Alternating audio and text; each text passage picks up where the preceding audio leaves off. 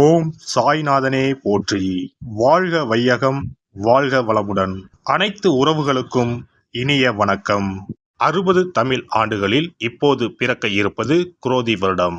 இது 60 ஆண்டுகளில் 38வது வருடம். தற்போது இந்த தமிழ் புத்தாண்டு பிறக்கும் சமயத்தில் மேசத்தில் சூரியன் குரு, கன்னியில் கேது, கும்பத்தில் செவ்வாய் சனி, மீனத்தில் புதன் சுக்கிரன் ராகு என்ற கிரக அமைப்பு காணப்படுகிறது. அதோடு இந்த வருடத்தில் மேசத்தில் இருந்து ரிஷபத்திற்கு குரு பகவான் இடமாறும் இடப்பெயர்ச்சியும் நடக்க இருக்கிறது. ஆண்டின் துவக்கத்தில் மேசராசியில் சஞ்சரிக்கும் குரு பகவான் மே 1, 2024 முதல் ரிஷபராசிக்கு சென்று கன்னி, விருச்சகம், மகரம் ஆகிய ராசிகளை பார்வையிடுகிறார். வருட கிரகங்களில் அதிக வருடம் ஒரு ராசியில் பயணம் செய்யும் கிரகமான சனி பகவான் 29/3/2025 வரை கும்பராசியில் ஆட்சி பலம் பெறுகிறார். மேசம், சிம்மம், விருச்சகத்தை பார்க்கிறார். அதன் பிறகு மீனராசிக்கு செல்லும் சனி பகவான் ரிஷபம், கன்னி, தனுசு ராசியை பார்வையிடுகிறார். வருடம் முழுவதும் மீனராசியில் ராகுவும் கன்னி ராசியில் கேதுவும் சஞ்சரிக்கிறார்கள். இந்த குரோதி ஆண்டில் மேன்மையான பலன் பெறும் ராசிகள் மேசம், கடகம், கன்னி, விருச்சகம், மகரம். ஒவ்வொரு தமிழ் புத்தாண்டு வருடம் பிறக்கும் போது சூரிய பகவான் தனது உச்ச வீடான மேசத்தில் சஞ்சரிப்பார். ஆனால் இந்த குரோதி வருட புத்தாண்டை சிறப்பிக்கும் வகையில் குருவும் மேசராசியில் நிற்கிறார். இது போன்ற கிரக அமைப்பு 12 ஆண்டுகளுக்கு ஒருமுறை மட்டுமே உருவாகும். காலபுருஷ 5ஆம் அதிபதியும் பூர்வ புண்ணியஸ்தான அதிபதியுமான சூரியனுடன் காலபுருஷ 9ஆம் அதிபதி பாக்கியாதிபதியுமான குரு சேருவதால் தர்மம் தலைத்தோங்கும், ஆன்மீக நாட்டம் அதிகரிக்கும், ஆன்மீக ஸ்தலங்கள் புனர் அமைக்கப்படும், தொழில் முனைவோர் ஏற்றம் காண்பர். இந்த வருடம் முழுவதும் நிலவக்கூடிய கோல்சார நிலைகளின் அடிப்படையில் இந்த ஆண்டு நன்மை தீமைகளின் அளவு அவரவர் செயல்களால் கூடவோ குறையவோ கூடிய ஆண்டாக இருக்கும். மக்களிடையே உதவும் மனப்பான்மையும் பக்தி மார்க்கத்தில் நாட்டமும் அதிகரிக்கும். இந்த வருடம் முழுவதும் எல்லோருக்கும் நல்லதே நடக்கவும், நாடும் வீடும் செழிக்கவும் விநாயகர், நரசிம்மர், அனுமன், துர்க்கை ஆகியோரில் விருப்ப தெய்வத்தை கும்பிடுவது நற்பலன் தரும். குல தெய்வத்தையும் இஷ்ட தெய்வத்தையும் மறக்காம கும்பிடுங்க. அவரவரால் ஒரே ஒரு செடியையோ மரத்தையோ வளர்க்க முடியுமானால் அவசியம் தவிர்க்காமல் வளருங்கள். எப்போதும் நல்லதே நினையுங்கள், நல்லதே செய்யுங்கள். குரோதி வருடம் முழுவதும் உங்களுக்கு குறைவில்லா நன்மைகள் கிடைக்கும். மேசராசி அன்பர்களே, இந்த புது வருடம் உங்களுக்கு மிக மேன்மையான பண வரவை தரும். உங்களில் அநேக பேர் வெளிநாட்டு பணப்புழக்கம் பெறுவீர்கள். சிலருக்கு வீடு மனை விற்ற பணம் கிடைக்கும். சிலருக்கு வழக்கில் வெற்றி பெற்று அவை சார்ந்த தொகை கிடைக்கும். இதில் கவனிக்கத்தக்க ஒன்று என்னவென்றால், பண வரவு அதிகமாக இருந்தாலும் செலவும் மிக அதிகமாகவே வரும். எனவே வரும் தொகையை கையில் வைத்திருக்காமல் உடனே முதலீடு செய்துவிடுங்கள். உங்கள் சொற்கள் இனிமையும் கண்டிப்பும் சற்று குதர்க்கமும் கலந்திருக்கும். எனவே வார்த்தைகளில் கட்டுப்பாடு தேவை. உங்கள் குடும்பம் வெளியூர் வெளிநாட்டுக்கு இடம்பெயரும் வாய்ப்பு தென்படுகிறது.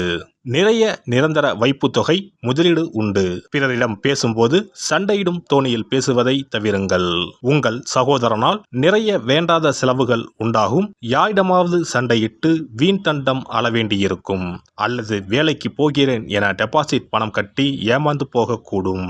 உங்களின் வேலையாட்கள் அவ்வப்போது வேலையை விட்டு சென்று விடுவர். உங்களில் சிலர் புது வீட்டுக்கு பணம் கட்டுவீர்கள். சிலர் பழைய வீட்டை விற்று அடுக்குமாடி குடியிருப்புக்கு செல்வீர்கள். சிலரின் வீடுமனை மேல் இருந்த வழக்கு முடிவுக்கு வந்து நன்மை தரும். உங்களில் சிலர் புதுவிதமாக மாடலாக வீடு கட்டுகிறோம் என எதையாவது செய்து காசை வீணடித்துக் கொண்டிருப்பீர்கள். வாகன யோகம், மனை, வயல் யோகம் உண்டு. ஆரம்ப கல்வி மாணவர்கள் பள்ளி மாறக்கூடும். மீனவர்கள் வெளிநாடு சென்று மீன் பிடிப்பர். விவசாயிகள் வெளிநாட்டு பழங்கள், பூக்களை தங்கள் வயலில் பயிரிட முயற்சி செய்து பார்ப்பர். சிலர் பெட்ரோல் டீலர்ஷிப்பில் முதலீடு செய்வர். இந்த வருடம் வாரிசு இல்லாதோர் அல்லது காத்து கொண்டிருப்பவர்களுக்கு இந்த வருடம் வாரிசு யோகம் தரும். மேலும் ஆண் குழந்தை வேண்டும் என விரும்புபவர்களுக்கு ஆண் வாரிசு கிடைக்கும். உங்களின் சிலரின் வாரிசுகள் மேற்கல்வி சம்பந்தமாக வெளிநாடு செல்வார்கள். சிலர் வேலை விஷயமாக வெளியூர் வெளிநாடு செல்ல வேண்டி வரும். சிலருக்கு துளிர்க்கும் காதல் வந்த வேகத்தில் காணாமல் போய்விடும். அதற்கு அந்த நபர் ஏற்கனவே திருமணம் ஆனவராக இருப்பது தெரிய வருவதால் இவ்விதம் அமையும். பங்கு வர்த்தகம் மிக மேன்மை தரும். அதில் வரும் அதிக பணத்தை மீண்டும் அதிலேயே முதலீடு செய்வீர்கள்.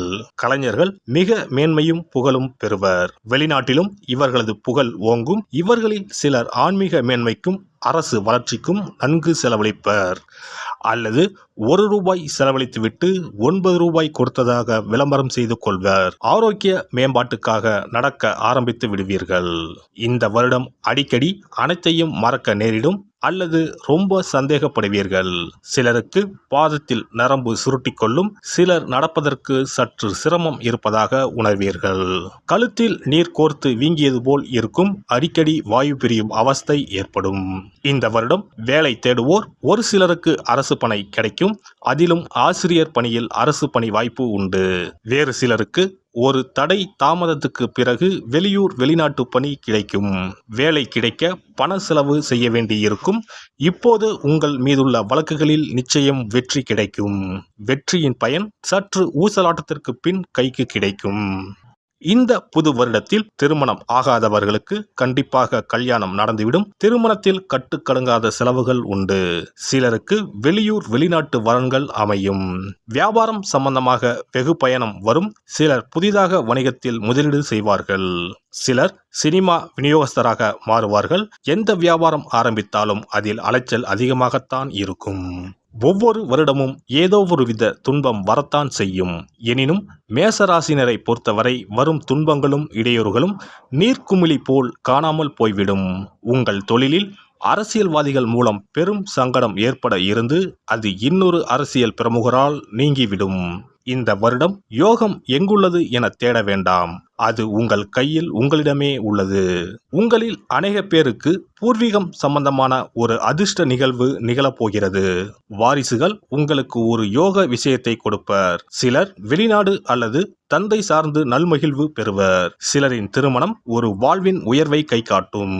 அரசு மிக மேன்மை தரும். ஆக இந்த வருடம் முழுவதும் நல்ல யோகம் தரும் அமைப்பு உள்ளது. நன்கு அனுபவித்து மகிழுங்கள். இந்த வருடம் தொழில் புரிவோர் சற்று கவனமாக இருக்க வேண்டும்.